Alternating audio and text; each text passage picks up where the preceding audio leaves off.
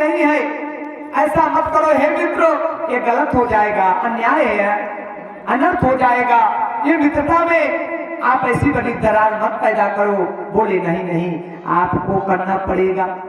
जब अग्नि देवता मचल गए तो राजा ये किसी भी तरह से नहीं मान रहे दुर्योधन, अग्नि देवता चले गए। अब राजा के मन में विचार आया, दुर्योधन राजा के मन में, ये दुर्योधन नहीं करूं वाला, उसके मन में जब विचार आया कि मैं यज्ञ करूं, राजा भाई यज्ञ करते रहते तो यज्ञ तैयार किया गया, एक कुंड, 5 कुंड तैयार किए, यज्ञशाला बन गई, सभी विद्वान पंडितों को ब्राह्मणों को बुलाया गया कि भाई आप लोग आओ, बिना पंडित के यज्ञशाला तो होगी नहीं तैयार और ना हवन होगा। सभी विद्वान आ गए और राजन को जजमान बनाया। दुर्योधन बैठ गए, साथ में नर्मदा मैया तो रहेंगी ही, अर्धांगिनी है, और जा करके बोले अग्नि मंथन किया जाए। जब अग्नि मंथन में अग्नि में बैठ गए, अब मथते मथते सुबह से शाम हो गई, अग्नि देवता नहीं प्रकट हो रहे, वो तो नाराज हो गए। जब शादी नहीं किया दुर्योधन अपनी बेटी सुदर्शना का, तो नाराज हो गया, अग्नि देवता प्रकट ही नहीं हो रहे, त्राही हो गई कि ये कैसा है। बार बार राजा घोष रहे विद्वानों को, पंडितों को, कि तुम कैसे पंडित हो, कैसे विद्वान हो कि अब यज्ञ में तुरंत अग्नि मंथन करने से अग्नि उत्पन्न हो जाती है, और तुम कैसे ब्राह्मण हो कि अग्नि प्रकट नहीं कर पा रहे हो, तुम बेकार हो। और वह जगह से बुलाए, दूसरे राज्य से बुलाया गया, ब्राह्मण पंडित विद्वान आए, वो दूसरे दिन वो भी अग्नि मंथन किया, अग्नि काहे को प्रकट हो नहीं हो रही थी। किसी भी प्रकार से बिना अग्नि के प्रज्वलित होने के से तो आहुति हो नहीं सकती है। परेशान हो गए, त्राही हो गया, जिस प्रकार ब्राह्मण करें तो करें क्या।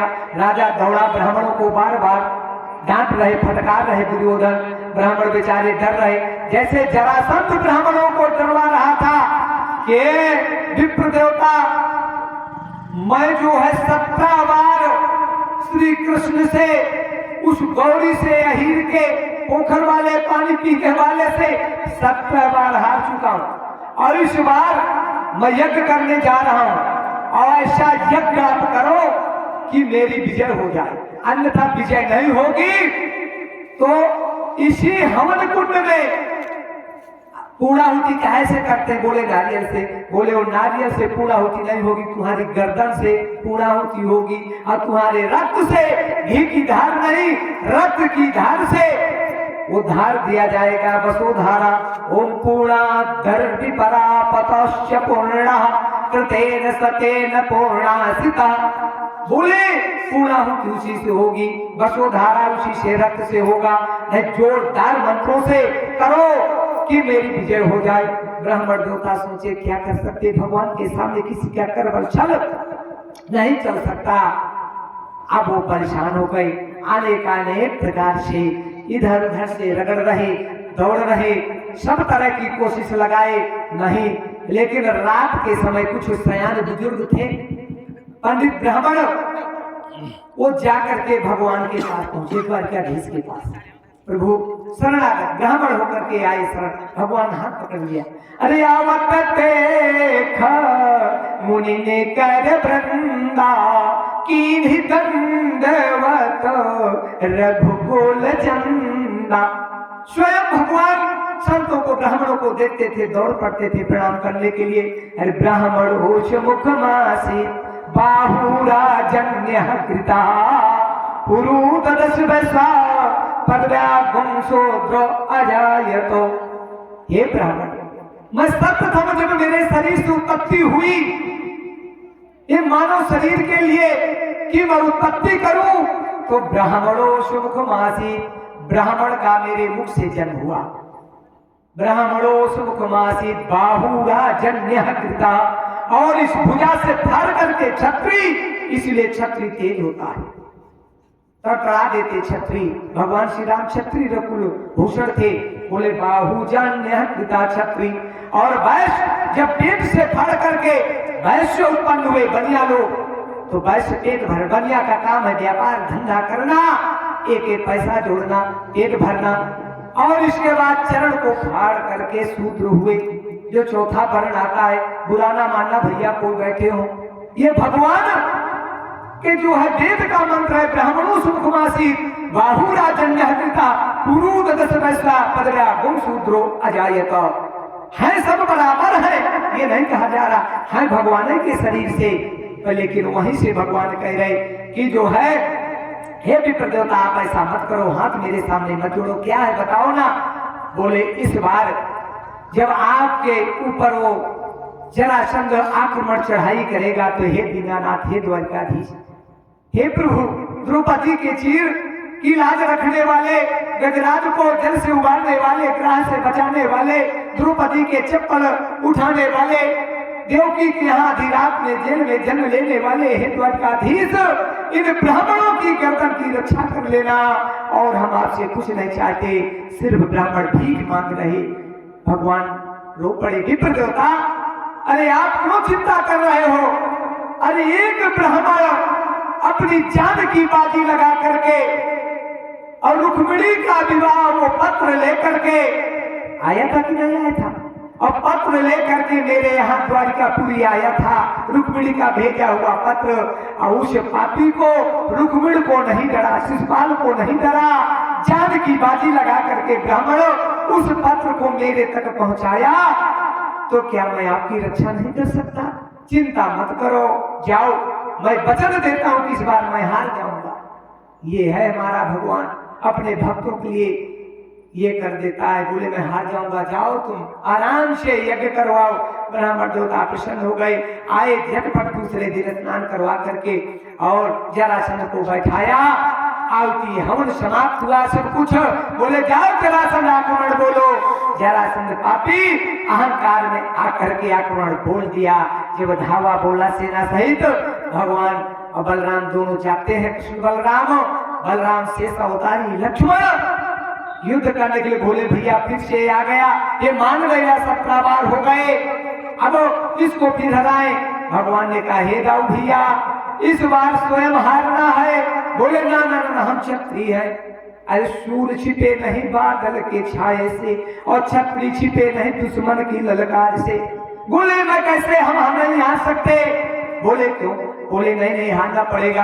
बोले जनक जी ने जब कहा था, राज दरबार में जनक जी अपनी सभा में कह दिया था, अरे देश देश के राजा गण किसे कहूं बलशाली है, मुझको यही सास हुआ यह पृथ्वी वीरों से खाली है। जब ये शब्द मेरे कर्णपुटों में पड़ी तो मैं चटक करके खड़ा हो गया। हे राजा जनक, आगे अनुचित वाणी मत कह देना, क्या ये पृथ्वी वीरों से खाली है? अरे हमारे जैसे छत्री जिनकी भुजाओं में इतनी ताकत फड़क गई, मान हो गए। लक्ष्मण चटक करके धनुष बाण भुजा फड़फड़ा रही है। विश्वामित्र कांपने लगे। बोले भैया राम, लक्ष्मण को संभालना गड़बड़ हो जाएगा, क्या किया जाए? राम जी ने कहा मेरे बस का भी काम नहीं है, मैं भी नहीं जा सकता। शेष अवतारी लक्ष्मण के पास मैं भी नहीं जा सकता। तो बोले क्या किया जाए? बोले बस एक ही है कि जो बचा सकते। बोले कौन? बोले गुरु वशिष्ठ का ध्यान करें और गुरु वशिष्ठ की फोटो आगे कर दे।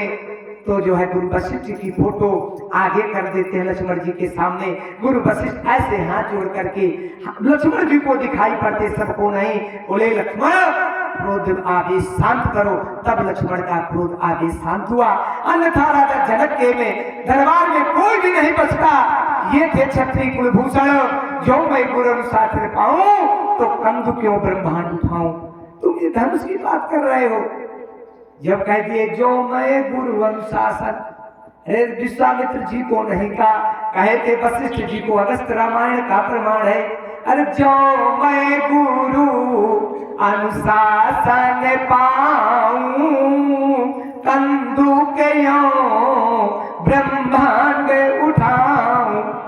वशिष्ठ जी को, अरे विश्वामित्र भी थे, पूरी उसमें थे कि नहीं थे, शादी स्वयंवर तक। लेकिन जब विजय प्राप्त करके भगवान श्री राम आ गए, रावण पर अयोध्या में बैठ गए, उनका राज तिलक हो गया, नारद ऋषि भी पहुंच गए दूसरे दिन। बोले हे भैया श्री राम, प्रणाम किया। हे प्रभु, मैं ये चाहता हूं कि आपने अपने भैया भरत के लिए वनवास चले गए, लेकिन धन्य है आपका भरत भैया भी कि आपके लिए उस गद्दी पर बैठा नहीं और खड़ा हूं लेकर के सिर में सिरोद्धार कर लिया। तो ये बताइए कि मेघनाद जैसे और रावण जैसे पापी शक्तिशाली को आप किसके सहायता पर जीते हैं? आपके साथ में लक्ष्मण, हनुमान, सुग्रीव, जामुन, अंगद, नल, सारी सेना थी। तो बताइए किसकी ताकत पर जीते हैं? तब भगवान श्री राम ने भी कहा था, विश्वामित्र को भी कह देते नहीं नहीं नहीं, अरे गुरु वशिष्ठ कुल पूजे हमारे, इनकी कृपा धनुज रण मारे। बोले जो कुल गुरु हैं वशिष्ठ जी का आशीर्वाद है, उन्हीं की कृपा से हम आज राक्षसों का संहार किया, अन्यथा नहीं कर सकते थे। वही भगवान श्री राम आज मांडवगढ़ में राम कुंड के नाम से रूपमती ने रख दिया। इस प्रकार से आज पांडु नंदनों को बता रहे मार्कंडे। अग्नि मैं बता रहा, जब अग्नि देवता मंथन हुआ, अग्नि देवता प्रकट ही नहीं हो गए, नाराज हो गए। तो बोले क्या होगा, कैसे किया जाए, बहुत परेशान हुए। अंत में नारद ऋषि आ गए, बोले अग्नि देवता तो मेरे यहाँ बैठे हैं मेरे कुटिया पर, वो नाराज है। हे राजा, तुम अपनी लड़की का, बेटी का पाणी ग्रहण के साथ नहीं किया, सुदर्शना का, वो प्रकट नहीं हो सकते, चाहे तुम कई सालों लगा दो अग्नि मंथन में। तो बोले क्या करें? बोले जाओ और जा करके अग्नि देवता से क्षमा मांगो, ब्राह्मण है। और गए और जा करके महिष्मती के राजा दुर्योधन आज अग्नि देवता से क्षमा मांगा, प्रार्थना किया कि अग्निदेव मुझसे गलती हो गई, मैं अपनी इस बेटी का पाणी ग्रहण आपके साथ करूंगा। इतने में अग्नि की ज्वाला प्रकट हो गई, हवन आरती समापन हुआ। वहीं पर उसी मंडप पर जो है अग्नि देवता और सुदर्शना का पाणी ग्रहण हो जाता है। इस प्रकार से मार्कंडेय ऋषि बताते हैं, इसमें भी लिखा है, सुदर्शना यत्र पुत्री से नर्मदायात तत्रितः अग्निदेवता पाणी ग्रहम पतितम वर्णम प्रेस्थिता। आज पति के रूप में वर्ण कर लिया। अब जब ये बोले अग्नि तीर्थ का ये महात्मा है और वहां भी जाना, बोले अमरकंटक में और हमें सुनाऊं कि दूध धारा है। बोले हाँ दूध धारा है। बोले ये दूध धारा कैसे हो गई? बोले दूध धारा जब देवताओं के ऊपर संकट पड़ गया, मुसीबत पड़ गया और सारे दैत्य विजयी प्राप्त कर लिए, देवताओं की स्त्री को छीन लिया, कुछ नहीं बचा। देवता हाहाकार मचा करके कहीं विष्णु के पास जाते, कहीं ब्रह्मा के पास, कहीं शंकर जी के पास में। बोले किसी का कोई काम नहीं चल रहा था। अंत में विष्णु भगवान ने कहा स्वयं कि हे देवताओं, अगर आप अपनी स्त्री चाहते हो तो जा करके अमरकंटक में जाओ और शिव बेटी पर गोता लगाओ, तपस्या साधना करो। सभी देवता वहां आकर के 33 करोड़ देवता के लोग के आकर के कई वर्षों तक तपस्या नर्मदा जी ने किया, गोता लगाया अमरकंटक में। और इसके बाद कुछ खाने को जब नहीं मिलता उपवास करते हैं। एक दिन बहुत भूख लगी थी, हाथ जोड़ करके कहा, हे माई, हमारा कब तक छीना हुआ राजपाट मिलेगा, हमें बहुत भूख लगी है। नर्मदा बेटी के रूप में आकर के कहा, तुम इस पहाड़ के नीचे बैठो और मैं तुम्हारी क्षुधा को समाप्त करती हूँ। वहीं से नर्मदा मैया दूध की धार बन गई और दूध धारा बन करके बिल्कुल बोले देवता अब दूध पान कर लो जिससे तुम्हारी भूख समाप्त हो। सभी देवता जाकर के दो अंजुल उस दूध की धार को पान किया। ऐसे हो गया कि सदैव के लिए उनकी भूख समाप्त हो गई। देवताओं का तब से कोई भूख प्यास कुछ नहीं लगी। ये माई के नर्मदा के जल अमृत माना गया। माई का जल अमृत स्वामी विवेकानंद जी से पूछा गया। जब स्वामी विवेकानंद अमेरिका में गए तो अमेरिका के वैज्ञानिकों ने पूछा, मीडिया वालों ने पूछा, हे स्वामी विवेकानंद, आप ये बताओ कि आपके भारत में बहुत सी नदियां, गंगा, यमुना, सरस्वती, बेतवा, गोदावरी, ताप्ती, गोमती, कपिल, कावेरी सब नदियां हैं, लेकिन सबसे अच्छा जल किसका है? हम सुने हैं कि नर्मदा भी है। बोले हाँ। बोले गंगा जल सबसे अच्छा।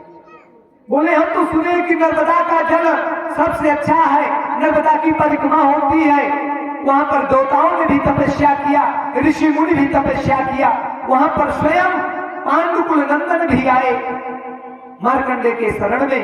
बोले वो जल तो और अच्छा। बोले ना ना ना, अरे वो जल नहीं, वो तो नर्मदा का अमृत है जल, जिसके पीने से देवताओं की हमेशा के लिए भूख यह समाप्त हो जाती है। वो जल नहीं, अमृत है। स्वामी विवेकानंद से ये नर्मदा जी का महात्मा ऐसा थोड़े न है। 11 सितंबर 1893 में स्वामी विवेकानंद जो है संत की हैसियत में गए थे। शिकागो की धरती अमेरिका में संत सम्मेलन रखा गया, बहुत बड़ा, जितने कई देशों के संतों का आगमन था कि भैया इस सम्मेलन में सभी सम्मिलित हो। अब 11 दिन का सम्मेलन, 1-2 दिन का भी नहीं, 11 दिन का। भाई कई देशों से भी जाएंगे तो एक भारत का जब खोजा गया कि भारत का भी कोई संत जाए, चूंकि सारे तीर्थ भारत में है, सारी नदियां, सारे तीर्थ, चारों धाम भारत में है। बताइए और कहीं है कोई देश में? कहीं नहीं। नेपाल भी पहले भारत में ही था, अब भले अलग हो गया, छोटा देश बन गया, पर पहले नेपाल भारत में था। अब पशुपतिनाथ नेपाल में है, लेकिन कहीं और कोई देश में नहीं है। तो एक लंगोटी लगाने वाले स्वामी विवेकानंद को ढूंढा गया। बोले कि सभी संत थे, सबको कहा गया, लेकिन सभी ने इनकार कर दिया। अंत में स्वामी विवेकानंद जो भगवा वस्त्र धारण करते थे और पगड़ी बंधी रहती थी, उनके सिर पर निशानी थी। ये भारत की निशानी, भगवा निशानी है। भगवा निशानी पर अयोध्या में राम मंदिर का निर्माण हो गया। साधुवाद, धन्यवाद ऐसे संतों को जो जान की बाजी लगा करके अयोध्या में मंदिर का निर्माण किया, भगवा वस्त्र पगड़ी धारण किए हुए। स्वामी विवेकानंद से निवेदन किया लोगों ने कि स्वामी विवेकानंद आप जा सकते हो अमेरिका और जाकर के भारत की राजस्थान आन बान स्थान को बचाना। धन्य स्वामी विवेकानंद ने कहा ठीक है, मैं जाने को तैयार हूँ, लेकिन अपनी माँ से आशीर्वाद ले लूं। ये है, कोई काम के लिए अगर जाना नौजवानों तो बूढ़े बाप माताई से आशीर्वाद जरूर लेके जाना। अहंकार में मत आ जाना कि मैं इतना बड़ा अधिकारी हूँ, क्या हूँ। अगर परदेश जा रहे हो भले एक बार देवी देवता को भूल जाना, पर लेकिन जो घर के देवी देवता सयाने हैं उनको अगर प्रणाम कर लोगे, ये सत्य मैं कहता हूँ। कस्य वृद्ध पितायानो माता यस्य तत्रितः पुत्रस्त्रयात्र आशीर्वचनम कृत्वा तस्य कारणं शोभनः। कार्य की शोभा बढ़ जाएगी जो पिता महतारी का आशीर्वाद लेगा। तो धन्य है स्वामी विवेकानंद, इतने बड़े ज्ञानी, और जाकर के और अपनी माँ का आशीर्वाद लिया। माँ मैं जा रहा हूँ। बोले कहाँ जा रहे हो बेटा? उस समय स्वामी विवेकानंद की 16 वर्ष की आयु थी। 16 वर्ष की आयु में एक संत विदेश के लिए जा रहा, कई हजार संतों के सम्मेलन में, लेकिन अपने आप पर भरोसा हो, आत्मविश्वास हो, आत्म शक्ति हो। बोले माँ मुझे आशीर्वाद दे कि है तेरा लाल वहां से पराजय होकर के नहीं, बल्कि भारत की धरती की आन बान शान को बढ़ा करके और नाम रोशन करके और झंडा फहरा दे। माँ ने दोनों हाथ रख दिया, टीका लगा दिया और हृदय से, माँ का हृदय मामूली है, अगर माँ हृदय से आशीर्वाद दे दे, सत्य कह रहा हूं कि देवी देवता पीछे हो जाएंगे उस आशीर्वाद से। भगवान श्री कृष्ण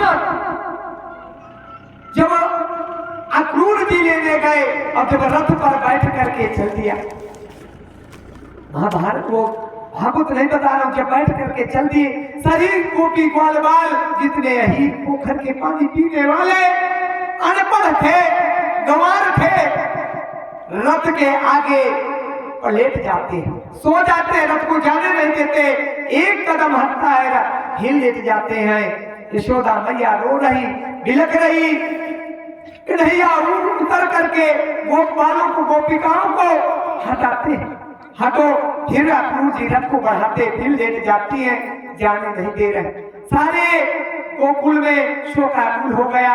यहाँ से लेकर के नर से नारी से वृद्ध से बालक से चारों वर्ण के नेत्रों में आंसुओं की धार चल रही। अंत में यशोदा रो रही थी, बिलख रही थी। बोले कान्हा, जब कन्हैया मुड़ करके देखा कि मेरी माँ एक कटोरा लिए थी, माखन मिश्री लिए थी, भगवान कान्हा उस रथ से उतर करके कूद करके तुरंत आए, अब माँ की गोद में बैठ गए। ये धन्य, ये सब आप लोगों ने सुना होगा, ये कोई गवार नहीं। अरे भक्ति से सब कुछ होता है। अरे भगवान पर समर्पण करो।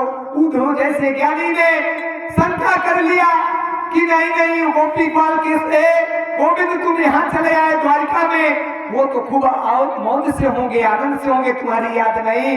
अरे उद्धव तुम चले जाओ, जरा देख के आ जाओ। उद्धव जब आए और देखा तो गोकुल में, बोले तुम कौन हो? बोले मैं तो द्वारिकापुरी से आया हूँ। तो इतना स्वागत किया उद्धव का। हर जिसके यहाँ जो था गरीब के यहाँ माखन, कोई मिश्री, कोई कुछ खिला रहा, बैठा रहे। उद्धव इतना ज्ञान में भूल गए। उद्धव जैसे ज्ञानी त्रैलोक में कोई नहीं। यत्र उद्धवस्य ज्ञानो कृत्यं न सर्तितः, मम छहो शास्त्र अध्ययना चारों वेदोस्तद्गतः। छहो शास्त्र, चारों वेदों का ज्ञान। उद्धव जब गए गोपियों के बीच में, उनकी सुध भूल गई। और जब चर्चा किया वहां से तो बोले हमारा वो माखन चोर कैसे है, हमें छोड़ करके चला गया, हम विरह में मर रहे हैं, वो आएगा तो उसको छोड़ेगी नहीं। और राधा के पास गए, राधा कदम के पेड़ से टिकी हुई रो रही, अंदर नहीं गई जब तक वो वचन दे गया है, हे राधे मैं आऊंगा जरूर। राधा को सब कह रहे गोकुल के, चलो राधा घर में चलो, धन में हो राधा। बरगद पेड़ के से टिकी हुई राधा बोले जब तक वो छलिया नहीं आएगा तब तक मैं अंदर जाने वाली नहीं। उर्मिला ने 14 वर्ष त्याग किया, त्याग राधा बोले छलिया आएगा तब। इस प्रकार का उद्धव को ज्ञान भूल गया। उनका प्रेम देख करके आज यशोदा वो जब देखा कन्हैया दौड़ करके गए और जा करके गोद में माता ने बैठा लिया। माखन मिश्री अंतिम बार यशोदा ने कहा ले लाल, एक आधा खा ले, आखिरी बार तो तू जा रहा है। हम जानती कि तू हमें छोड़ करके चला जाएगा। सभी गोपियां कह रही तू है नटखट, हम तुझसे इतना बड़ा प्रेम नहीं करते, मोहब्बत ना प्रेम ना बढ़ाते। अरे तू हमें धोखा देता तो हम उतना ही प्रेम रखती जितना कायम रहता। तू हमारे, हम तेरे प्राण के बिना मर जाएंगे। हे ले खा ले। यशोदा कह रही हे कान्हा, मैं एक बार तुझे बांध करके छड़ी से मारा तो ऐसा करना कि तू जा रहा है अपनी देवकी माँ से मेरी शिकायत मत करना कि यशोदा माँ ने मुझे एक बार मारा था। धन्य गोविंद चरण पकड़ करके बोली माँ तेरे चरणों की सौगंध, जो माँ पालने का अधिकार है तो उसको मारने का भी अधिकार है। हे माँ तू क्यों घबरा रही है? अगर तू पालन किया तो मार भी सकती है ना। अरे ले आखिरी बार खा ले। भगवान ने प्रणाम किया, बोले माँ रो मत। यशोदा रो रही थी, भगवान आंसू पोंछे, बोले हे माँ अगर आज मेरी माँ के नेत्रों में आंसू आ जाएगा, कितने बड़े पापी योद्धा जो कंस मामा है उसके दरबार में हो सकता है मेरी हार हो जाए, पराजय हो जाए। हे माँ मेरे को ऐसा तिलक लगा दे, ऐसा आशीर्वाद दे दे खुशी से कि मेरी जीत हो जाए। यशोदा दोनों हाथ रख दिया, तिलक कर दिया, जा बेटा ये आशीर्वाद है। भगवान द्वारिकाधीश भी अपनी माँ का आशीर्वाद लिया। क्या रे सज्जनों, अब आप लोगों का हमारा चरित्र कहाँ जा रहा? नहीं नहीं नहीं, मैं ये कहूंगा आप लोगों के ही उम्र का जवानों का सयान सब लोग हमारे जो है माताजी बाप के जैसे हैं। आप लोग उनका सदैव सम्मान करना, सेवा करना, ये कभी मत भूल जाना। वृद्ध माता पिता हो जाए तो एक लोटा जल देना, उन्हें और कुछ नहीं चाहिए। अगर पेड़ बूढ़ा हो गया, बहुत पुराना हो गया, फल नहीं देगा आम का, लेकिन बैठोगे पत्ते होंगे तो छाया जरूर देगा। इसी प्रकार अगर ये बूढ़े हो गए, कमाई नहीं देंगे तो आशीर्वाद की कामना तो करेंगे कि बेटा मेरा सुखी रहे। इस प्रकार से आज तिलक करके भगवान गोविंद आए। आज उसी मैं बता रहा था, कहां पर बता रहा था, अग्नि तीर्थ। अग्नि तीर्थ में यह अग्नि की ज्वाला प्रकट हो गई, बहुत सुंदर, और जाकर के वरण कर दिया। वहीं पर सब आनंद से रहने लगे। नर्मदा माई एक कल्प में जो है शादी भी किया, एक बेटी भी हुई थी। इस प्रकार से मार्कंडेय ऋषि अनेक प्रकार की कथा को भी बता रहे। सारे देवता दूध की धारा में जाकर के दूध पान किया, उनकी शुदा समाप्त हो गई। ये नर्मदा कोई साधारण नहीं है, जहाँ पर भगवान श्री राम को स्वयं जाना पड़ा। हे पांडुनंदन, अब आगे बढ़ना, तो आगे बढ़ करके आप जाओगे तो आपको रवि तीर्थ मिलेगा, जहाँ पर सूर्य ने तपस्या किया। सूर्य के ऊपर भी संकट पड़ गया, मुसीबत पड़ गया था। बोले अच्छा, बोले हाँ, सूर्य को एक बार जो है त्रि ऋषि ने श्राप दे दिया था, हे सूर्य देवता, तुझे अपने प्रकाश पर घमंड है। और जब सूर्य देवता जो है संध्या पर बोला कि संध्या के साथ में पान ग्रहण करूंगा, हुआ है बाद में पत्नी भी है, संध्या छाया। लेकिन अत्रि ऋषि के यहाँ पालन पोषण हुआ संध्या का। असुर नारायण जबरदस्ती कर रहे थे, बोले मेरे रथ में बैठो, असुर लोक ले चलता हूँ कुंवारेपन पर। तो अत्रि ऋषि से नहीं देखा गया, श्राप दे दिया, हे सूर्य, तुझे तेज का अपने अहंकार है, अरे जा, एक कुंवारी पर हाथ लगा रहा, तुझे श्राप है, तेरी शक्ति क्षीण हो जाए, तेरा प्रकाश अंधकार में हो जाए। सूर्य अंधकार मम श्रापम मत्रि ऋषियः तत् संध्यायात् कन्वेना कश्यम च प्रसीदिता। संध्या जैसे को हाथ लगाया तो ऋषि ने श्राप दे दिया, त्रिशी श्रापम तथा, मेरा श्राप वो प्रकाश अंधकार होने लगा। जैसे चंद्रमा को राजा दक्ष ने श्राप दिया, उसी प्रकार जो है इस ऋषि ने दे दिया। सूर्य घबरा गया, परेशान हो गया, अनेक प्रकार से क्या करूं। धन है नारद जैसे ऋषि, जहाँ गड़बड़ होता था तो नारद का ही स्मरण होता था। नारद ऋषि पहुंच गए और जाकर के बोले, हे सूर्य देवता, गलत हो जाएगा। ब्रह्म देवता से भी कहे, भोलेनाथ से, अगर सूर्य प्रकाश नहीं करेंगे तो गड़बड़ हो जाएगा, इनको कैसे हुआ। तो भोलेनाथ ने कहा, जाकर के मेरी बेटी नर्मदा जो मृत्यु लोक में बह रही है और वहां पर जाए, सूर्य भी तपस्या करे। सूर्य गए वहां पर 7 वर्ष निराहार रह करके अब घोर साधना तपस्या किया। गोता लगाते थे दोनों टाइम, और जब वो गोता लगाए नर्मदा मैया उनको आशीर्वाद दे दिया, जाओ सूर्य फिर से तेज प्रकाशमान हो जाओगी। और गए तो वही रवि तीर्थ सूर्य तीर्थ के नाम से हो गया। पांडुनंदन इस प्रकार से संगीत वाले भी आ गए, उनको थोड़ा टाइम दे दो। हाँ तो नीचे बैठो, थोड़ा तैयार हो जाओ, सेट कर लें, रुक लो, सेट कर लेंगे। इस प्रकार से अनेक प्रकार पांडुनंदन को मार्कंडेय ऋषि बताते हैं। बोले कि अब बार बार भीम जो है बार बार कहते हैं, गुरुदेव आप ये कहानी के जो है कथा तो बता रहे हैं, तो लेकिन हमारा चीना हुआ राज पापी से मिलेगा कि नहीं मिलेगा। बोले चिंता मत करो, भरोसा करो, अगर माई के चरण में आ गए हो तो जो है बिल्कुल तुम्हारा काम अवश्य पूर्ण होगा।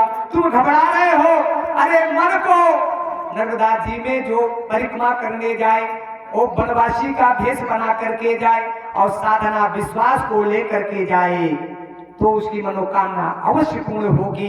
ये भी तुम्हें भरोसा नहीं है इस नर्मदा पर?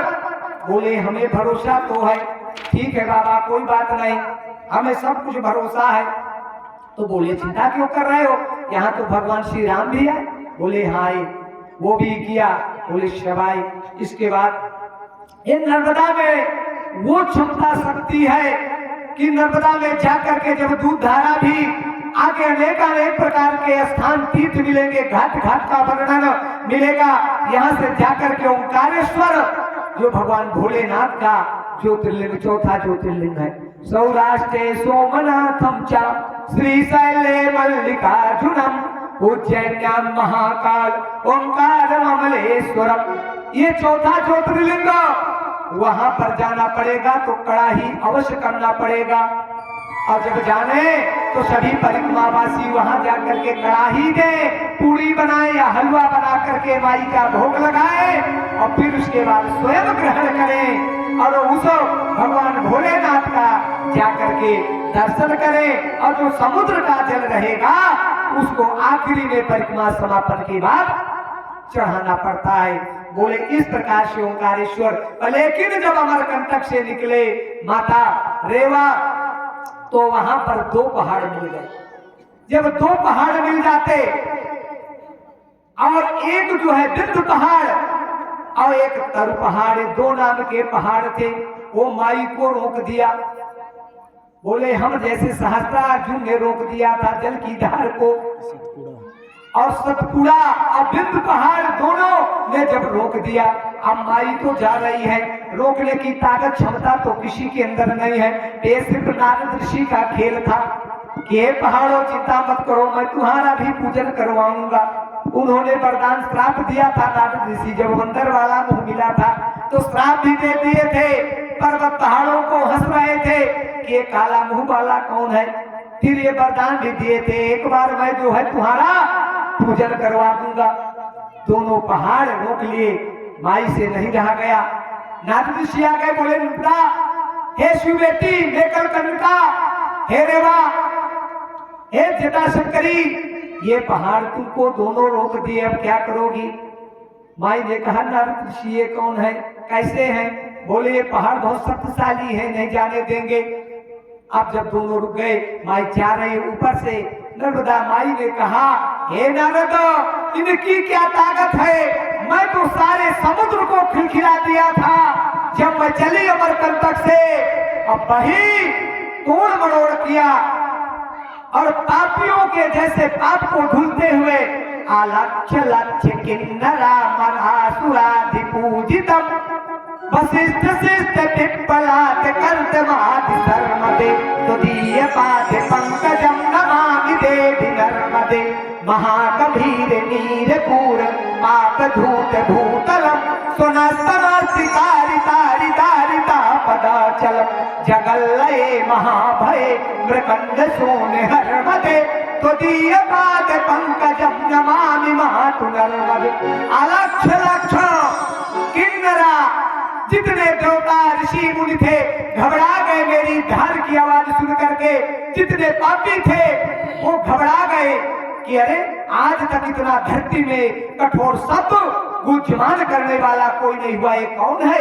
जल की धार अलक्ष्य लक्ष्य किन्नरा मरासुराध पूजिता, अरे मरे आदमी भी जीवित हो जाए नर्मदा के जल को पान करके। और इनकी क्या ताकत है। इतने में अब नर्मदा ने अपना वेग को बढ़ाया, तेज को बढ़ाया, अपने पिता श्री शिव जी को, भोलेनाथ को सुमिरा, हे पिताजी आप मेरी सहायता करो। और ये परम कर्तव्य है कि बेटी के सहायता बाप महतारी को अवश्य करना चाहिए, मायके में और या ससुराल में भी ये कर्म कर्तव्य है कि पूछते रहे हाल समाचार। भोलेनाथ ने कहा क्या करूं। अब जो है नर्मदा ने कहा ये 2 पहाड़ आज मेरी परीक्षा ले रहे हैं, मैं तो तोड़ सकती हूँ, फोड़ सकती हूँ, मरोड़ सकती हूँ। तुड़िताम तुड़िताम तुड़ाड़ा तुड़ाड़ा, ये आरती में है, तोड़ती हुई, मरोड़ती हुई, फोड़ती हुई। लेकिन एक संत का मैं अपमान नहीं कर सकती। बोले कौन। बोले नारद ऋषि खड़े हैं और यही जो है मुझे आदेश नहीं दे रहे, बिना इनके आदेश के मैं नहीं कुछ कर सकती। इतने में भोलेनाथ ने कहा तुम चिंता मत करो और मैं आता हूँ। भोलेनाथ स्वयं आए, आकर के नारद ऋषि से ने कहा क्या है, ये क्यों रोके हैं। बोले ये माई के चरण प्रक्षालन करना चाहते हैं। नर्मदा माई तेज में आई, तेजस्वी होकर के अपनी धारा को बढ़ाया और पिताजी का स्मरण करके और चल दिया नाद करती हुई। महेश धाम रौरवम तुदीय पाद पंकजम नमामि देवी नर्मदे श्यामिंदु सिंधु स्वस्फल तरंग भंग रंजितम दुसस्त पाप जात जाति कारी बारी संयुतम कृतांत दूत काल भूतो भेदिहारी बरमदे। अब जब ये कहा बढ़ाया तो दोनों पहाड़ नहीं हटे, दोनों को चकनाचूर कर दिया। थोड़ी थोड़ी बट गए और जब बट करके वो 2 के रूप में खड़े हो गए। मानव के रूप, मनुष्य के रूप में हाथ जोड़ करके नर्मदा मैया के चरणों में गिर गए। भाई क्षमा करो, क्षमा करो, हम श्रापित हैं, हम आपके दर्शन पा करके हमारा मोक्ष हो गया। तो नर्मदा मैया ने कहा, मैं भी ये वचन देती, वरदान देती हूँ कि आज से तुम पूजे जाओगे। वहां पर नर्मदा के किनारे पर जो है सतपुड़ा और बिंदु पहाड़ नाम के वो भी पूजे जा रहे। इस तरह से आज मार्कंडेय पांडुनंदन बता रहे हैं कि अनेकानेक प्रकार से हे पांडुनंदन, आज पहाड़ का भी पूजन माई ने वरदान दे दिया और उनकी भी मुक्ति हो गई जो मानव के रूप में थे। इस प्रकार से बताती हुई आगे बढ़े तो बोले, फिर आगे बढ़े तो क्या हुआ? बोले प्रत्यासुर नाम का जो है था दैत्य था, बड़ा प्रतापी था, बहुत शक्तिशाली था, देवताओं पर विजय प्राप्त कर ले